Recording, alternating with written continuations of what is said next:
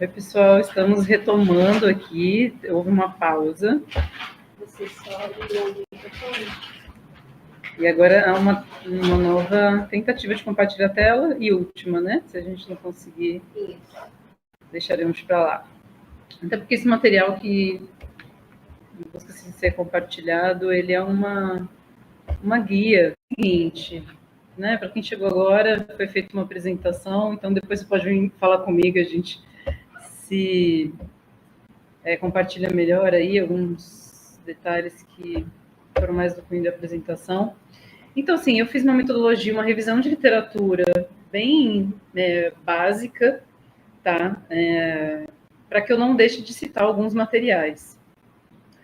A gente tem aqui no campo da psicopatologia um material, por exemplo, do Karl Jaspers, né? A gente vai considerar que ele foi aqui um dos principais autores que contribuíram para o campo da psicopatologia geral, né? E ele também traz o viés fenomenológico para essa perspectiva, né? A gente teve também o Binswanger trazendo o viés fenomenológico para a psicopatologia. Eu vou poder citar um pouquinho esses dois autores aqui. Então, o livro, né, considerado um dos mais expoentes aqui no campo da psicopatologia, né, considerado clássico, é o livro do Karl Jaspers, Psicopatologia Geral, né, o famoso PG.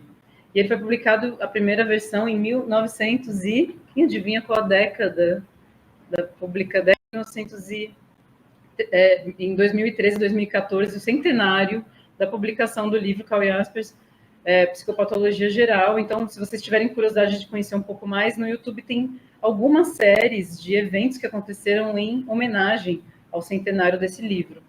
Tá? Vocês podem compreender que a gente já passou, então, 110 anos da primeira publicação e está considerada mais expoente aqui, porque ela trazia, de fato, uma cisão entre a psicopatologia que a gente tinha anteriormente, né?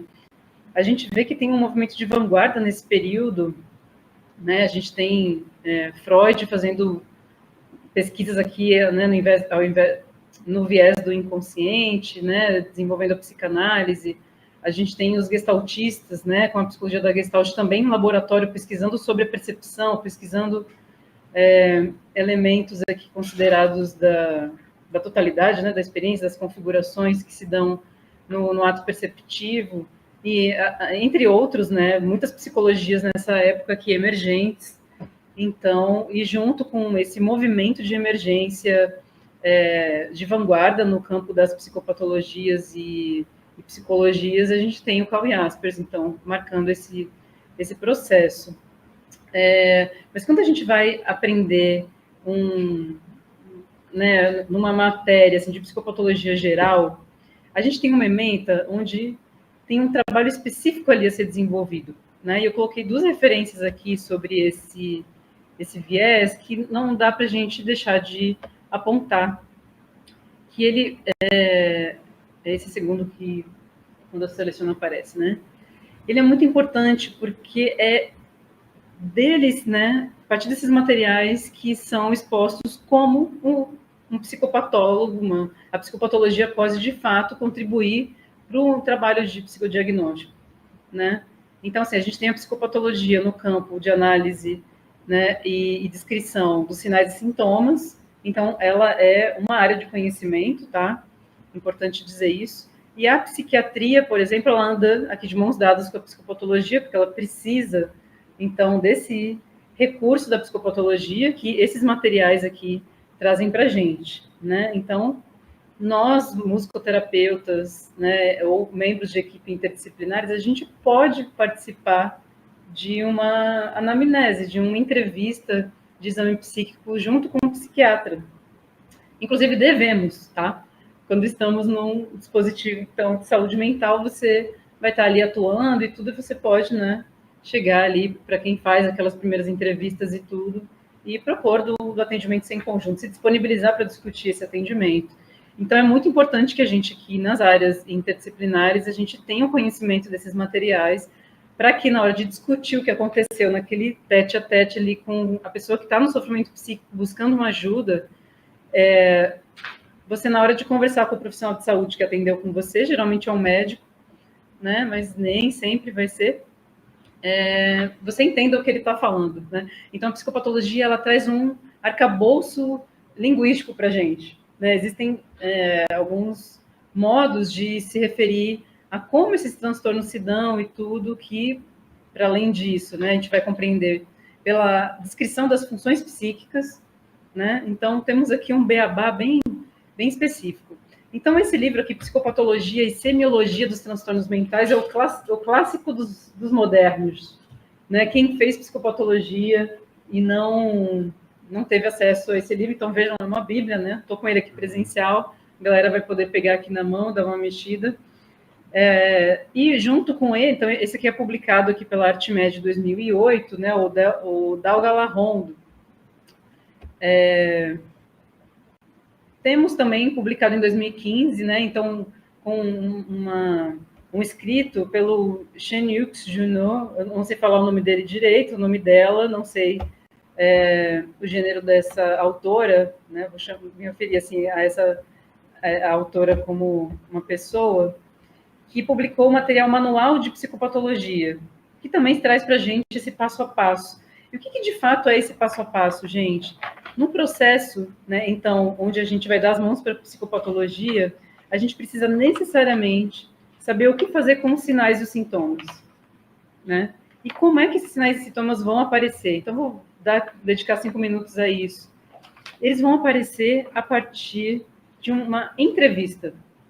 Então, assim, a pessoa que está estudando psicopatologia, ela tem que estudar exame psíquico e entrevista de anamnese, tá? Porque esse é o ambiente no qual a gente vai estar aplicando a psicopatologia. Aplicando, vou botar entre aspas aqui, porque quem aplica, enfermeiro aplica injeção, né? A gente, na hora de uma entrevista, né, não tem nada a ser aplicado ali, ou... a gente não está depositando nada ali, né? Não tem... Né, no caso, como essa metáfora da injeção, né, que você aplica a injeção, né, é depositado ali uma substância, né? Agora, o processo da psicopatologia, né, que se revela dentro de um exame psíquico, de uma anamnese, de uma entrevista com essa pessoa, ela diz respeito a um trabalho humano, né? Um diálogo, pautado no diálogo, pautado na relação, no encontro. Uma interação, né? Oi? Uma interação. Uma interação, excelente, né? Então, assim, faz parte do processo, inclusive, de acolhimento, né, gente? Porque a gente está falando... essa reflexão diz respeito a uma pessoa que chega pedindo ajuda, né? Então, esse exame psíquico, ele é para dizer o que a pessoa tem, porque muitas pessoas precisam, o que eu tenho, doutor, doutora, né? Quer se dar nome ao que se experimenta. Porque ao passo em que eu não consigo significar o que eu estou experimentando, o sofrimento, ele está escancarado, né? Tem um sofrimento, uma dor envolvida, tá? Mas ao passo em que eu vou entendendo o que está acontecendo comigo, né? Essa crise que eu estou passando, ela é uma ansiedade ou é um ataque cardíaco? Né? Conforme você vai podendo ter acesso, assim, do que se trata aquela sua experiência, você vai podendo dar alguns contornos e tudo. Então, o ato dessa entrevista inicial ela é muito importante de ser um espaço de acolhimento. Então, esses camaradas aqui, nesses livros, que vão dar o certo beabá da psicopatologia, eles vão convidar a gente para várias características dessa etapa do processo, que é o exame psíquico, que é a entrevista. Certo? Agora eu pergunto para vocês, qual é a diferença de uma anamnese para um exame psíquico? Parece um sinônimo, não parece? Não sei, a galera que está online consegue comentar no chat? Não? Como é que tá? Tá, eles conseguem comentar. Tentem aí, quem está participando, Faça jus à sua participação. Eu tô vendo. Beleza. Quem é que comenta. Uhum. Mas e vocês? O que vocês acham? Vocês acham que a anamnese é a mesma coisa que a avaliação psíquica, é isso? Eu acho que a avaliação psíquica... É o exame psíquico, conhecido nesses termos, né? Tem uma série de parâmetros que eu acho que direcionam, né? Mas, assim, eu acho que um pode vir acompanhado de outro, mas é como se a anamnese fosse, se eu tivesse um esquema fosse mais amplo E assim, o exame fosse algo específico que está dentro da anamnese. Assim. Mas tem essas. Uhum. Mas não é exatamente teste, né? Eu acho que, mas alguns diagnósticos são. Eu acho que um tem mais a ver com diagnóstico e outro não necessariamente. Perfeito. O que tem mais a ver com diagnóstico tem a ver com o exame, e o que tem menos a ver é o que pode ter a ver também, mas não necessariamente a anamnese. Uhum. O quê? Vai mais pelo lado biomédico, essa impressão. Que o exame vai para o lado biomédico e a anamnese vai de forma global. Legal? Certo. Quem Temos quiser um microfone falar, tem um aqui. microfone aqui, eu peço que vocês falem no microfone. Porque eu acho que o pessoal comentou agora, mas da chamada não deu para escutar.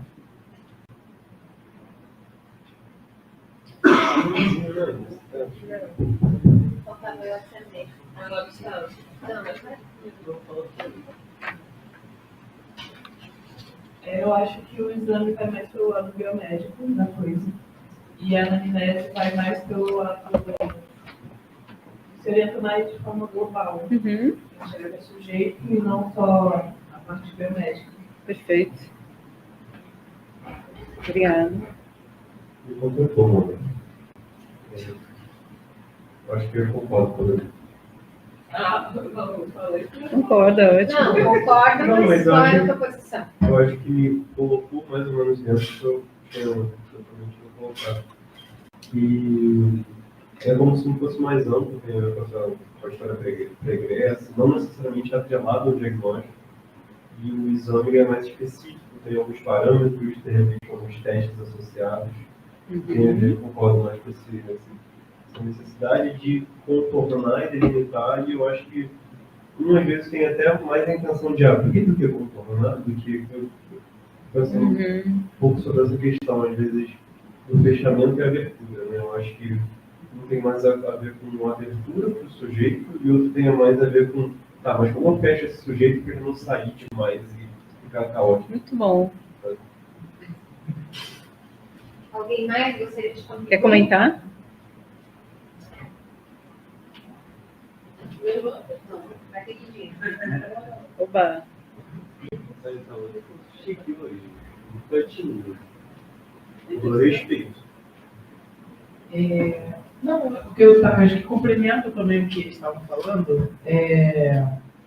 Eu acho que a anamnese ela se trata de uma escuta que é atravessada quase inseparavelmente pelo exame médico. Então, isso se trata da musicoterapia. Né? Eu falo sempre isso, que para nós, musicoterapeutas de informação ou formados, aparece muito para a gente pessoas já diagnosticadas com algo. Então, inseparavelmente, tem um exame psíquico ali já feito, já passado, né, por outros profissionais, dependendo da área, né, provavelmente. Nesse caso, por exemplo, está com um psiquiatra junto, para ver se não aconteça.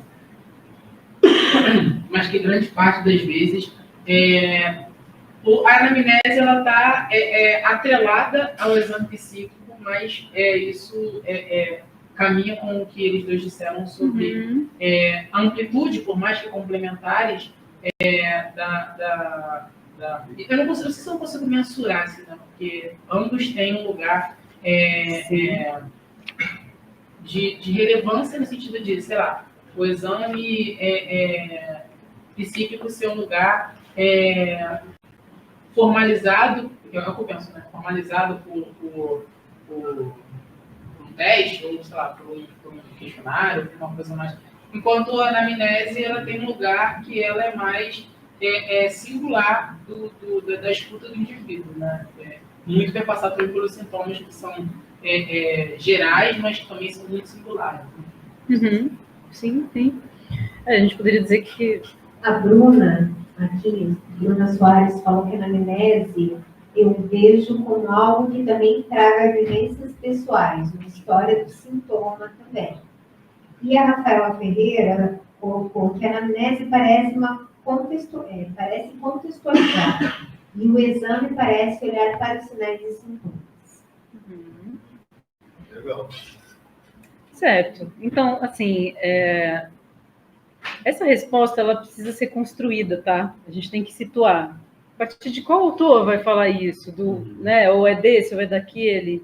Então, vejam, né? Isso está sendo pensado desde 1910, certo? Bolinha, vamos dizer assim.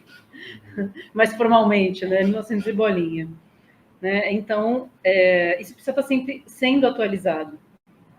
Mas, de um modo geral, o exame psíquico ele é o caminho, ele é a principal ferramenta da psicopatologia, certo? Então, vamos dizer que o exame psíquico está para a psicopatologia, mas a anamnese está dentro desse processo, mas está para, né, várias outras áreas de conhecimento, né?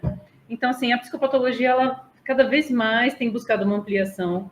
Eu acho que a gente tem que pensar um pouco as questões epistemológicas da psicopatologia aqui também, de várias teorias. Então, que vem de encontro, eu tenho aqui um dos livros que eu vou estar citando para vocês, mas uma das perguntas que ele faz, né, é assim, existem diferentes psicopatologias, sim, né? Existem, você pode estar compreendendo que teorias vão poder dar base para essa área de conhecimento.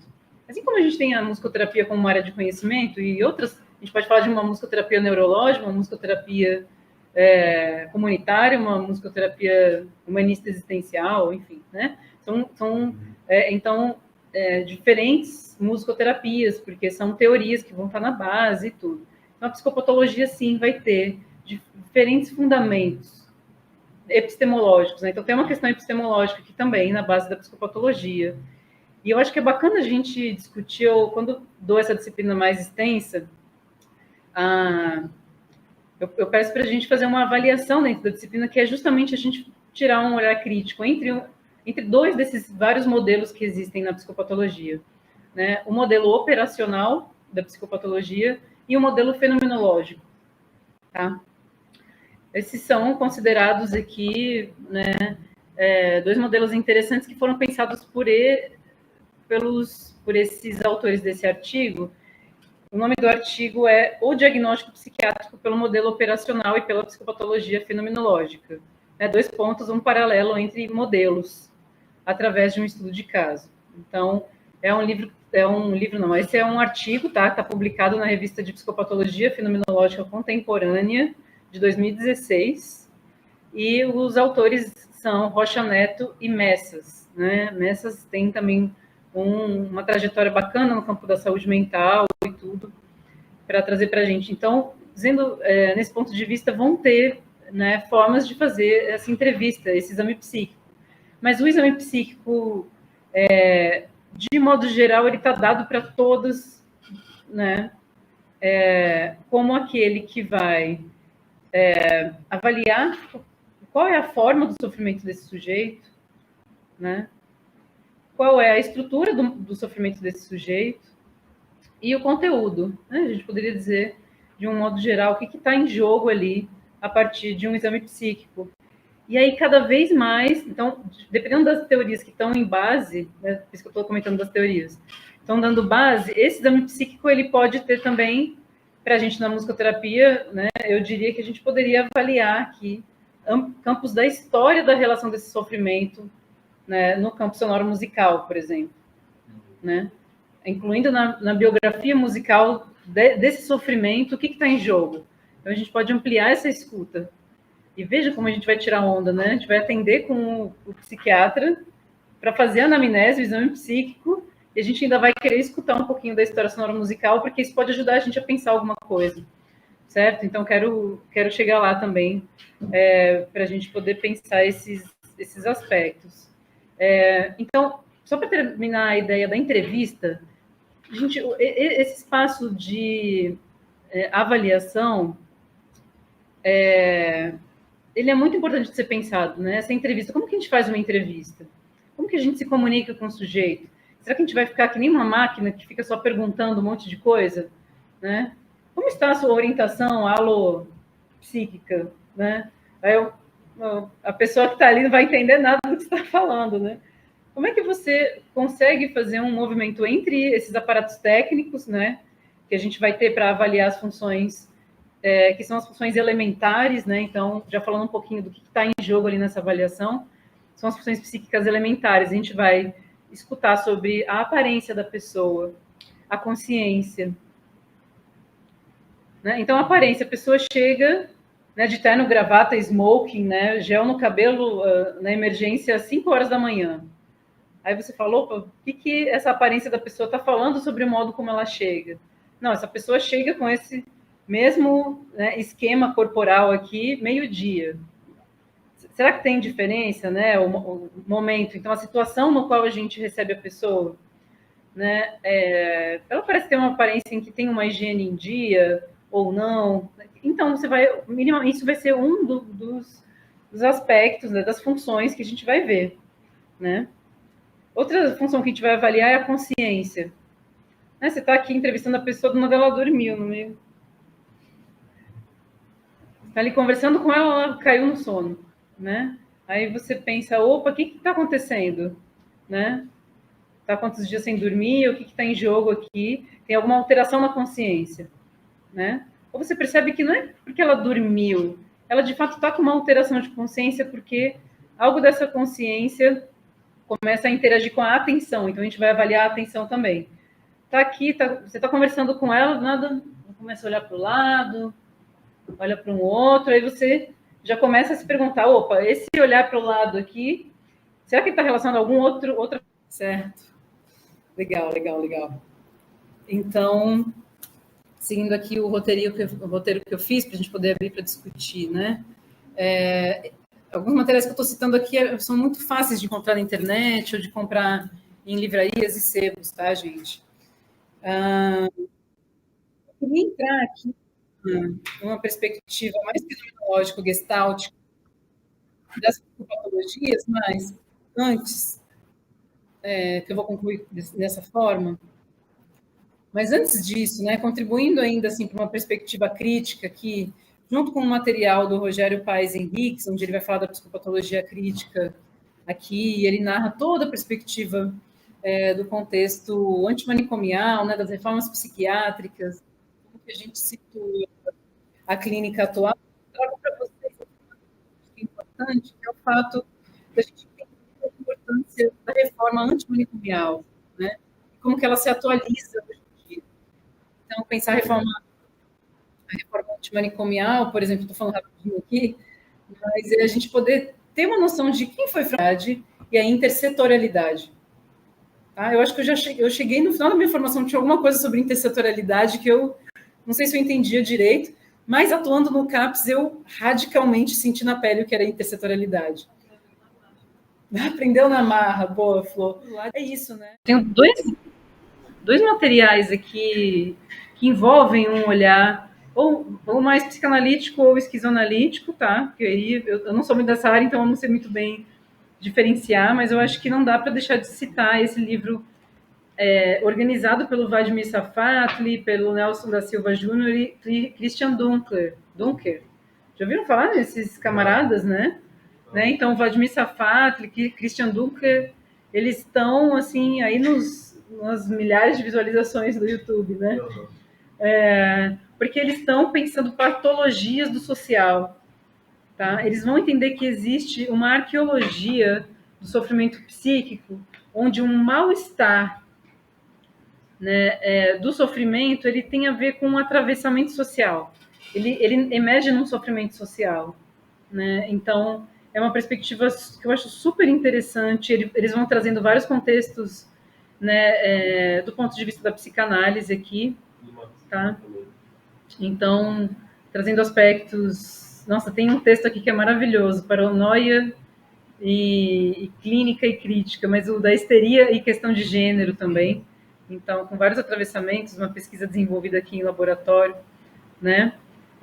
Então, estejam aí com esse material do Patologias do Social.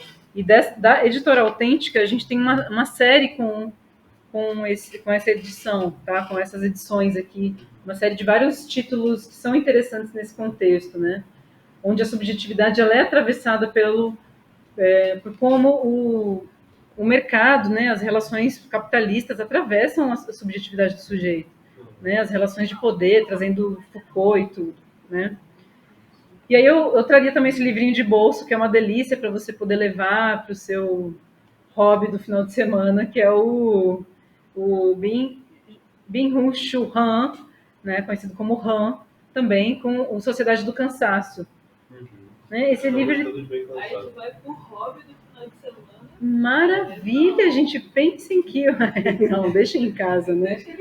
A Sociedade do Cansaço. Ele está dizendo que existe na nossa relação social atual, né, algo que começou lá com a sociedade disciplinar, né, a sociedade... Qual que é o que o Deleuze pensou, gente? A disciplinar, o Foucault pensou, o Deleuze pensou na sociedade do desempenho, né? Onde aquilo a gente já não tinha mais aquela disciplinarização, né, do poder já tão organizado, né, tão separado assim. Né? Quando a gente pensa numa sociedade disciplinar, a gente vai avançando aqui para entender que essa disciplina ela começa a entrar nos nossos poros, a entrar no silêncio do WhatsApp, não precisa mais daquele, de fato, o espaço, né, com as celas e tudo. Né? A opressão ela vem por uma via de mídia, né, hoje em dia. Então, a atualização desse pensamento das sociedades, elas vão ganhando aqui alguns contornos, e o Han, ele está sendo um desses autores para pensar a sociedade. Então, acho que é um autor contemporâneo que nós que estamos praticando a psicopatologia crítica precisamos conhecer e entender o que está sendo pensado e avançado. Eu esqueci de trazer, mas não vou deixar de citar já agora, por exemplo, o material do Ailton Krenak, em que ele não está pensando psicopatologia, mas ele está falando existe um futuro ancestral, né? Que assim é um... Oi? Está passando bem-estar e saúde, né? Pois é, se a gente não pensar no nosso futuro, a gente não tem passado, a gente não tem história, a gente não é ninguém. A gente só é alguém porque a gente tem história. Então eu começo a trazer para vocês aqui, só para poder fechar, né?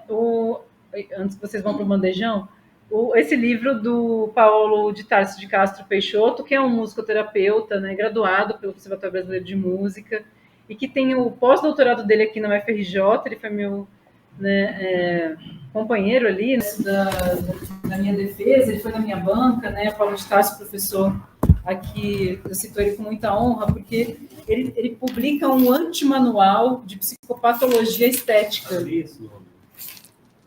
A psicopatologia decolonial e da resistência. Certo? Então, se a gente não pensar numa psicopatologia decolonial, a gente não vai fazer uma psicopatologia estética, a gente não vai fazer uma psicopatologia fenomenológica e gestáltica.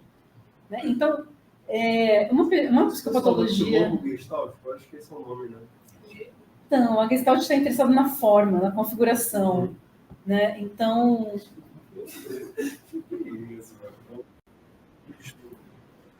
O quê? É o quilombo gestáltico. Quilombo gestáltico. Não, gente, eu adoro conhecer coisa nova.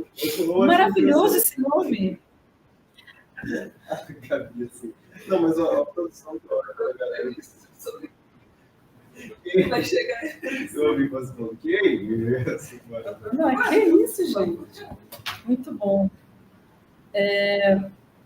Então, assim, para amarrar essa fala final, né, o Paulo de Tarso de Castro Peixoto, ele está trazendo para a gente o conceito de biomusicalidade nesse livro aqui. Então, não dá para a gente, na escuta ali, ficar muito solto, ficar toda hora só com referenciais teóricos de áreas, né, da interdisciplinaridade de áreas de fora. A gente precisa também fortalecer o que tem de formas situadas, conceituais, né, fundamentais aqui, teoricamente, para a gente ir dentro da musicoterapia.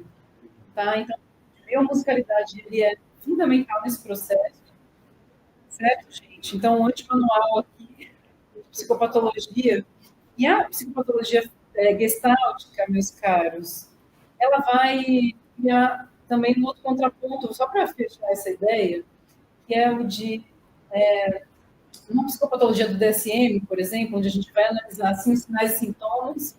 Os sinais é aquilo que a gente pode ver, o sintoma é o que a pessoa precisa falar sobre o que ela está sentindo, senão não tem como a gente adivinhar. A minha definição é verdade. Tá? Vocês podem se pôr o microfone para a gente. Ele está com o microfone na mão. Mas você está terminando. Estou fechando. Por esse simbólico aqui, né? Pega o microfone, cara. Como se você fosse uma professora assim, com látis enormes. Mas ela é tudo, viu? A Não, apresentação. assim como, sabe? Então, o DSM, gente, ele vai trazer para a gente uma psicopatologia extrínseca, né? Uma avaliação extrínseca do sofrimento do sujeito. Ou seja, é isso que a gente consegue ver o que a pessoa fala sobre o que ela está sentindo. Agora, do ponto de vista gestáltico, fenomenológico, a gente faria uma avaliação intrínseca. Tá? Então, isso está sendo pensado tanto pelo Franceschetti, quanto pelo Paulo de Tarso de Castro Peixoto, tá? Quanto pelo também o Brito Pinto, que também é um autor que está pensando na questão de terapia das ansiedades, né? Dialogando com a ansiedade, ao longo do livro do Brito. Vai precisar entender um aspecto intrínseco, que seria um caráter estético do processo. Aqui a estética tem a ver com um padrão, né? O que é uma forma como é expresso aquele caráter. Então, a gente vai trazer uma canção, por exemplo, né? Tem um exemplo de uma canção que a Maria Chagas trouxe quando ela foi para o CBM apresentar musicoterapia na década, sei lá, que década foi essa? Dos anos 2000. Tem um repórter sobre a musicoterapia. Tá? Lá no YouTube, vocês vão ver. Isso aqui, ó, a gente estava sonhando com, sei lá, as primeiras e que a mãe traz um exemplo muito interessante, o seguinte, né? A gente vai acolher não a do sujeito, mas o modo como o sujeito expressa como a música aparece. E aí é a questão pela estética, né, ou pela via da forma intrínseca dessa expressão. E ela tem o seguinte exemplo, ela diz assim, o sujeito está numa situação, né, ali, enfim, uma relação em que ele está numa UTI onde a gente não sabe muito bem as condições dele de possibilidade de lidar com esse sofrimento. Ele está já com os paliativos, vamos dizer assim. A gente não sabe muito bem em que momento de lidar com essa situação de possibilidade, talvez, de vir a óbito aconteça. Né? A gente não sabe muito bem qual é o processo também, de uma certa relação espiritual que a pessoa passa nesse processo que é o de morrer. Né? Então, essa pessoa pode estar cantando. Segura, Deus, se vai, não tema, segue adiante. Tem um jeito que essa música vai aparecer, né? Mas não, o outro sujeito está ali, né, em cuidados paliativos também, mas ele tem muita possibilidade. Ele acabou de passar por um procedimento em que ele, né, os médicos estão dizendo que ele tem várias possibilidades de reinvenção, ele tem vários tratamentos que ele vai voltar para casa semana que vem, aqui, tá pro eu acho super bacana, né? A mesma música, né? Ela pode ser cura nas mãos de Deus e Pai, não temas, segue adiante, né? É outra música, embora seja a mesma música. Os caráteres alimentares importantes na questão No microfone. se cura. Então, essa é a diferença, né, de um olhar extrínseco para um olhar intrínseco do psicodiagnóstico ou da psicopatologia, tá? Então, na questão de terapia, um dos caráteres elementares essenciais é da forma da estrutura. Isso, exato. Né? Mas... Então é isso. Tem outros materiais que a gente poderia pensar um pouco a experiência musical, por exemplo, esse livro, que é o Fenomenologia da Expressão Musical. Não foi escrito por um musicoterapeuta, né? Foi escrito pelo Heller, que é um autor da área da educação, é músico também e tudo, mas que vai pensar um pouco essa experiência musical, né? E é isso, gente. Se vocês forem para São Paulo, eu não sei falar, se vocês estiverem em São Paulo até agosto, a Pinacoteca de São Paulo está com a exposição da Lígia Clark, o centenário. Vocês estão sabendo? Então, assim, existem várias dimensões artísticas sensíveis que podem convidar a gente para ampliar essa dimensão do caráter intrínseco, estético, sensível, que é a escuta do musicoterapeuta no ato ali mais do campo da expressão artística, expressão sonoro-musical, né? Sim. Alguém quer perguntar alguma coisa? Perguntas, vamos lá, encerrei, gente. Obrigada. Pela apresentação. Uma pergunta que eu acho que cabe muito. Mas, numa das aulas da Vera Cabruna, computadora da Luiz, ela falou que mais ou menos nessa segunda metade do século XX, depois teve uma dominação, né? E hoje é muito atrelada também a TCC, e saber mais biométrico espírito, né? Em relação a, tipo, que a neurologia determina determinadas muito que a gente pode compreender a partir de determinadas ausências ou presenças no sistema nervoso central, e também determinados sofrimentos. Eu acho que, de alguma maneira, meio que, de alguma forma também, quebra com isso, né? Mas também atrelado ao pensamento e à reflexão que a neuroimagem traz, de neurologia, também tem a questão da neurodiversidade, né? E como isso também serve para pessoas que têm essas condições se envolverem com a própria condição e com a sua própria diferença. Mas a minha pergunta é, até onde essa dimensão,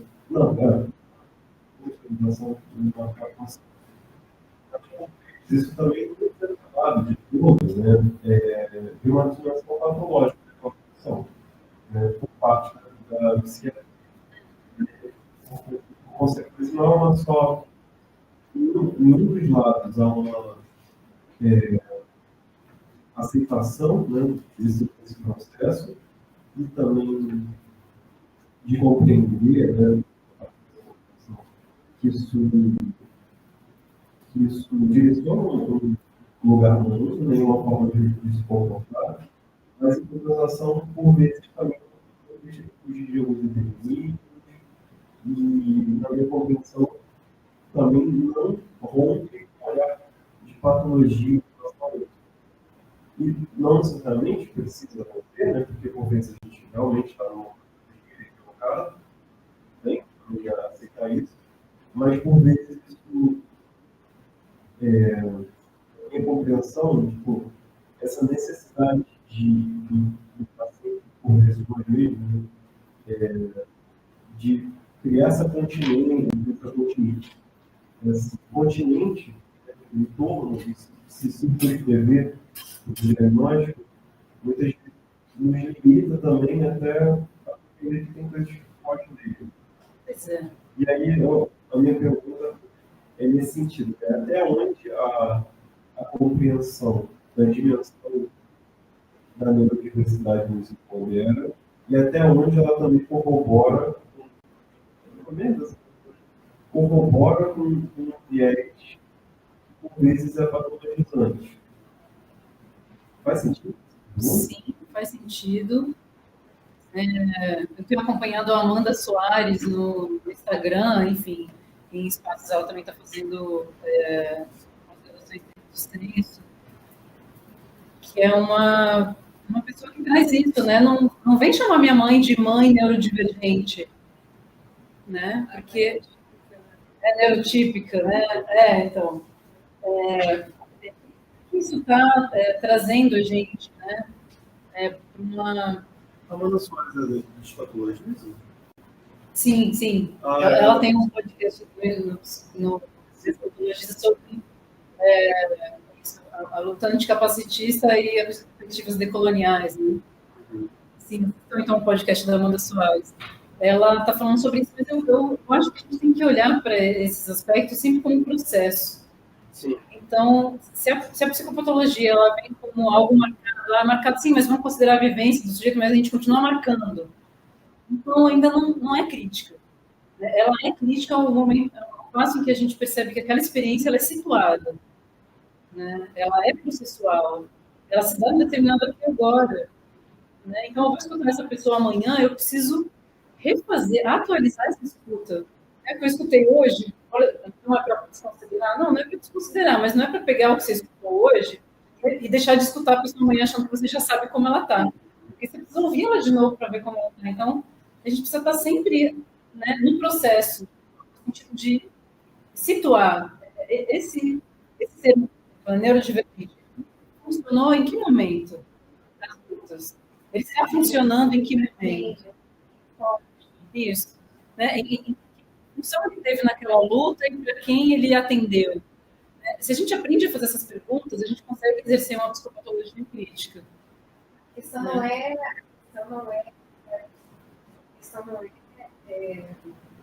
negar a existência de uma existência neurotípica ou neurodivergente. Dizer que isso é bom ou... Mas é isso, exatamente, isso é bom. Mas assim, em que contexto esse recorte pode ser aplicado? Será que uma pessoa com sofrimento psíquico está incluído numa perspectiva neurodivergente? Sim, qual é? Eu fico sempre pensando. Quem que é neuroconvergente, então, né? Pois é. Assim, são palavras que parece que a gente usa dentro do campo da saúde mental, daí que extrapola o campo da neuro, né, na minha opinião, que a gente traz para o campo do neurológico, impressão. Gente, tem esses materiais aqui que eu trouxe do Safatli, do Han, ele traz uma pegada aqui para a questão das neurociências bem interessante, sabe? Sociedade do cansaço. Descanso é o que a gente quer. Descanso é o que a gente vai fazer daqui a pouco. Amanhã é feriado, gente. Lembrando que o dia do trabalho, né? Ele não foi. Você sabe a história do dia do trabalho? O que ele foi considerado nessa data? A gente precisa saber, então vão atrás. Né? Foi realizado. Né? Eu também não tinha muita certeza, não. Foi o Gustavo Dantas que me contou essa história. De que, em homenagem a um incêndio que aconteceu numa fábrica, onde mulheres trabalhadoras, tá, tiveram ali suas vidas violadas, né, por conta de uma situação de trabalho e um acidente de trabalho ali, que, né, realmente foi fatal.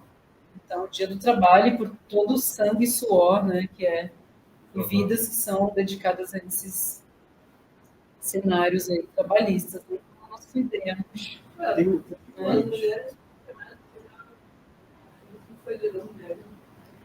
Não, também. A gente poderia ter uma situação de homenagem para cada uma das situações que as mulheres foram violadas, né? Muito responsabilidade de pessoas. É impressionante, né? Gente, eu quero a gente já encerrar o tempo, senão você vai pegar. Eu quero agradecer a Bárbara. Obrigada, Mari. Pela presença. Eu que agradeço a paciência de vocês também, escutando a minha prolixidade. E vamos ver o que a gente conseguiu salvar. A pessoa que está online, desculpa, porque foi tudo difícil aqui, caiu, depois caiu de novo. Mas a gente marca de fazer essa proposta desse curso numa extensão. Então, manifestem seu interesse de vocês para a gente poder se sentir mobilizadas aqui, para a gente criar essa extensão ou esse curso, né, livre. Tá bom? Certo?